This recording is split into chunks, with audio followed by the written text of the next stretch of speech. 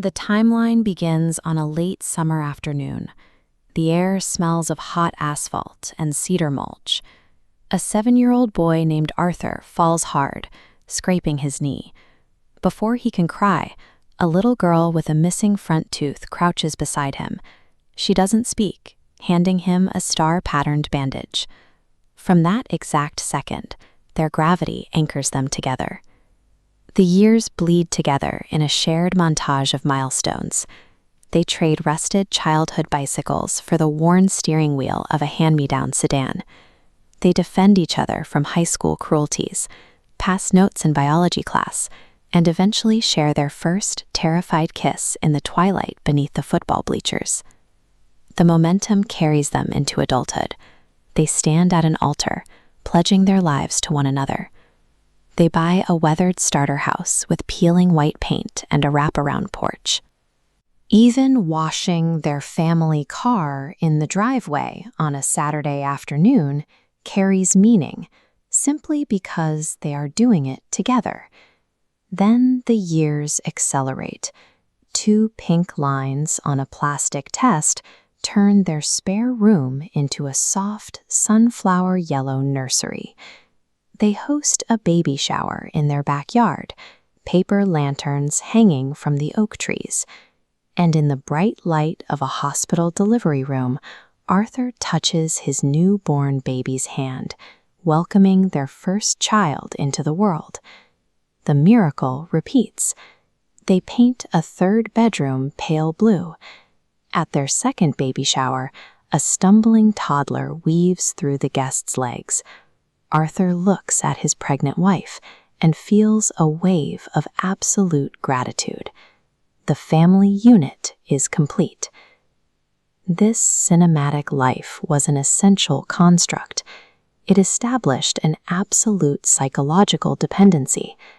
By ensuring Arthur's entire reality was predicated on these moments, Ethel created a man who would do anything to ensure they were never lost. As Arthur becomes a senior neurochemist, he begins to fear the nature of time. Standing in the doorway of the pale blue nursery, he realizes he is already forgetting the exact pitch of his wife's laugh on their wedding day and the precise smell of the paint they used for the first nursery. This fear becomes a preoccupation. Arthur looks at his family and sees natural forgetting as a biological flaw. He dedicates his entire professional existence to studying the hippocampus and the physical architecture of memory, determined to find a way to chemically lock his memories into a permanent state. He doesn't know that his life is actually archive file number 1864 Omega. For 30 years, Arthur has been living inside a sociological cage curated by a shadow world government known as Aethel. Ethel controlled every variable. The girl on the playground was an algorithmic pairing. The mortgage for the starter home was fast-tracked through shell banks. Even the children were authorized biological collateral, approved to deepen Arthur's emotional investment.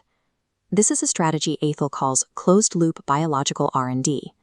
Their labs had spent decades failing to synthesize a reliable memory-erasing weapon, so they outsourced the problem. They built a pristine environment and weaponized a father's love to force him to invent the weapon himself. Arthur's career becomes unnaturally frictionless. In an isolated subterranean laboratory, he works 80-hour weeks. Whenever he requests restricted chemical precursors, Aethel ensures the approvals clear overnight. He believes his brilliance is attracting anonymous grants. In reality, he is being funded to reach a specific finish line. He designs a compound to seek out and hyperstimulate high-density emotional anchors, believing this will permanently fortify the connections. Late Thursday night, he synthesizes the Leith compound. When introduced to live neural tissue, the synaptic pathways erupt into an intense electrical storm.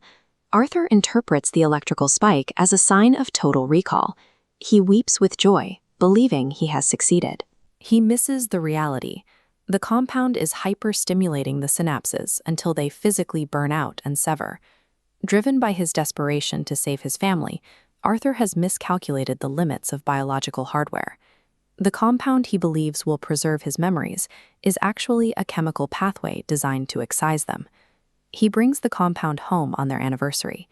The children are asleep upstairs. Arthur sits beside his wife and applies a transdermal patch to her neck. He tells her to close her eyes and relive the exact moment they said, "I do." The chemical hits her brain. When she opens her eyes, the warmth is gone. She examines the diamond wedding ring on her finger, as if it is an alien piece of metal. She looks at Arthur with no recognition and asks, "Are we married?" Arthur's mind rejects the reality. He views her confusion as a technical failure, a slow uptake, or a calculation error. In a frantic attempt to force a correction, he grabs a syringe of the pure liquid formulation. He pins her arm down to stabilize the site, begging her to remember the births of their children as he depresses the plunger. The liquid hits her heart and shoots to her brain. Because Arthur is shouting these core memories at her, her brain attempts to access them. The moment she tries to recall the nursery or the births, the compound incinerates the corresponding engrams. The erasure cascades. His desperate attempts to force her to remember only accelerate the decay. Within 10 minutes, his wife is sitting on the couch, staring blankly at the wall, devoid of identity and history. She no longer knows her name or the man sobbing at her feet. Arthur realizes the engineered timeline of his existence has been annihilated. The inside jokes, the smell of the paint, the shared history, they now exist only in his own brain. The weight of this dead reality fractures his remaining sanity. As Arthur fragments, Aethel operatives stationed outside initiate the termination phase. They deploy localized, low-frequency subsonic waves through the walls. The frequency is designed to agitate the amygdala, inducing irrational paranoia and suppressing all logical problem-solving. The subsonic pressure manifests in Arthur's head as a throb. It twists his grief into a catatonic resolve. He looks at the ceiling and concludes that his children cannot wake up to a mother who does not know them and a father who destroyed their world. Arthur retrieves a 12-gauge shotgun from the hall closet. He walks barefooted up the carpeted stairs, passing framed memories of a life that no longer exists.